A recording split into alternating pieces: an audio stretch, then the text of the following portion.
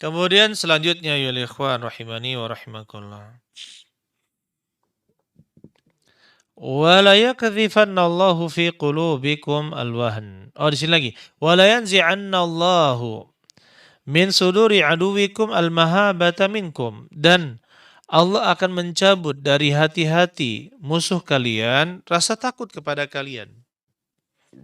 Jadi mereka ketika kaum muslimin sudah hina, terlihat hina, mereka bahkan tidak ada takut lagi, tidak memiliki rasa takut kepada kaum muslimin. Ya, padahal dulu ketika Nabi SAW dan para sahabatnya, begitu pula umat yang terbaik, awal-awal umat, generasi-generasi awal, maka kaum kafirin itu sangat takut dengan kaum muslimin. Akhirnya sekarang, ya, mereka sukanya menghina kaum muslimin. Kemudian ayol ikhwan, dan Allah letakkan di hati-hati kalian ya alwahan. Ya alwahan. Apa itu alwahan? Yaitu hubbud dunya wa karahiyatul maut. Cinta dunia dan membenci kematian.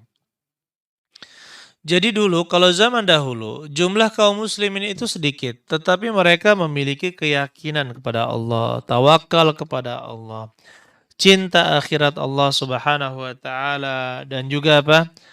Tidak benci kepada kematian. Mereka sangat berharap bisa mati syahid. Ya, mereka sangat berharap bisa mati syahid. Berbeda dengan orang-orang zaman sekarang. Jangankan itu, misalkan ada sekarang ya, ketika ayo kita pertemuan dulu untuk umat. Untuk umat kita pertemuan dulu untuk mengurus sosial kemanusiaan misalkan beberapa hari atau untuk berdakwah, ayo kita pergi dulu ke mana? Safar ke daerah ini, daerah ini. Taib. Maka ya, kaum muslimin banyak yang merasa berat dengan itu. Merasa berat dengan itu. Apalagi seperti zaman dahulu mengeluarkan harta untuk berjihad, mengeluarkan tenaga dan ancamannya adalah kematian, hidup antara hidup dan mati. Tapi mereka malah tidak takut itu. Nah, adapun ayyuhal ikhwan, kalau misalkan yang dimaksud ya karahiyatul maut secara tabi'i, tabiat. Seorang itu tidak suka dengan kematian, ya. Dia menjaga dirinya agar terus hidup. Nah, ini tabiat secara tabi'i. Maka ini tidak menjadi masalah. Takut mati yang dalam seperti ini, maka tidak menjadi masalah. Karena Allah sendiri mengatakan, yakrahul mauta wa akrahu masa'atahu. Dia benci mati, kata Allah ketika Allah ragu dalam mencabut nyawa seorang muslim, dia benci, katanya muslim ini benci kematian, sedangkan saya benci masa'atahu, ya, keburukannya. Allah benci keburukannya. Nah, di sini ayyuhal ikhwan rahimani wa rahimakumullah, saudara-saudara sekalian. Kalau benci mati ya seperti itu, ini bukan yang dimaksud dalam hadis ini. Bukan yang dimaksud dari hadis ini. Maksudnya apa? Ya, menghalangi mereka dari berkorban harta dan juga nyawa, sehingga mereka sangat cinta kepada dunia, meninggalkan agama, ya. Nauzubillahi min dzalika. Oleh karena itu masalah cinta dunia. Kata Nabi sallallahu alaihi wasallam, "Mal faqra apa ini dalam riwayat ini saja saya bacakan. Fallahi mal faqra akhsha alaikum. Demi Allah, tidaklah kemiskinan yang saya takutkan dari kalian. Walakin akhsha alaikumud dunya. Yang saya takutkan adalah apa? Pada kalian adalah dunia, antanafasuha. Kalian berbondong-bondong mengejarnya kama tanafasuha. Sebagaimana umat-umat sebelum kalian berlomba-lomba mengejarnya. Fatulhikukum kama ahlakathum. Ya, akhirnya dunia itu membinasakan kalian sebagaimana dunia itu telah membinasakan mereka. Kenapa? Mereka itu berlomba-lomba mengejar dunia, akhirnya binasa karena kecintaan terhadap dunia.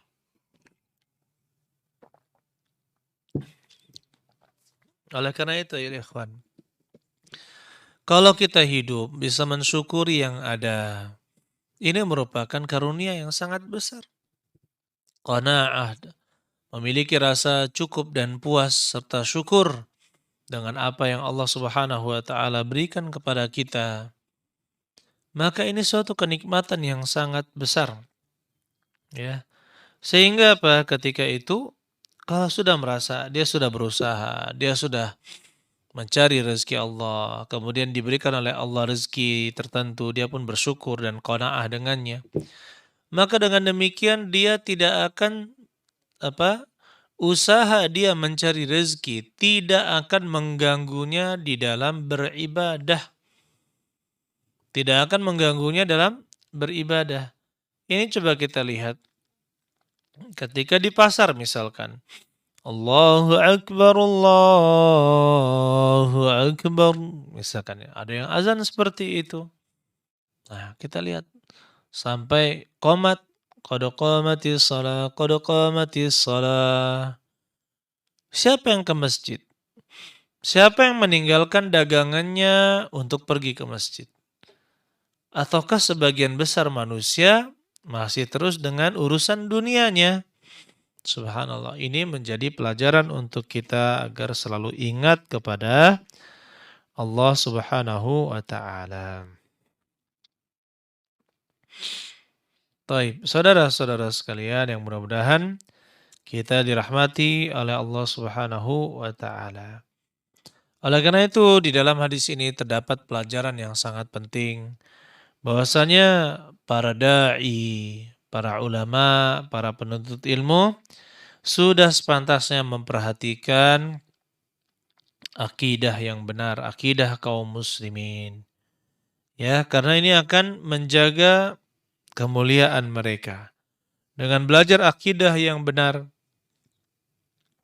maka ibadah mereka juga akan benar. Ya, justru sekarang ayo ikhwan yang kita dapatkan, orang-orang kafir itu sangat takut jika ada orang Islam yang mengajak kepada kemurnian Islam. Belajar lagi Al-Quran, belajar lagi Al-Hadis. Kembali kepada Al-Quran dan kembali kepada hadis dengan pemahaman orang-orang terdahulu. Memurnikan Islam sebagaimana generasi awal. Ya, ini ditakuti oleh orang-orang kafir. Kenapa? Ya sampai sekarang pun ditakuti. Sehingga mereka berupaya membayar sebesar-besarnya agar ada ya sebagian kaum muslimin yang tidak suka dengan itu gerakan mengembalikan kemurnian agama ini mereka halang-halangi. Mereka halang-halangi. Allah alam bisawab.